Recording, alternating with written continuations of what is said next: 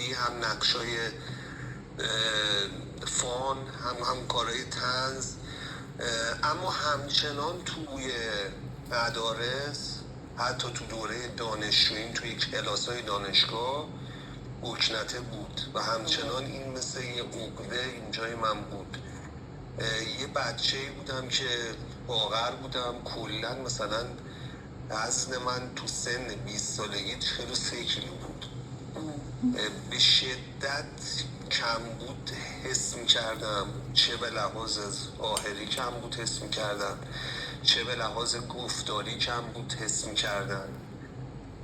و تو این بین، یعنی تو سن نوجوانی، خدمتتون عرض شود که یه اتفاقی افتاد تو سن 16-17 سالگی که پدر و مادرم هم جدا شدن از هم. بله. و این باعث میشد که انگار این عکنته تشدید شه، این اتفاقات، تا اینکه ما ازدواج کردیم. ما ازدواجمونم با همسر نازنین. بله. در چند سالگی؟ 26 سالگی.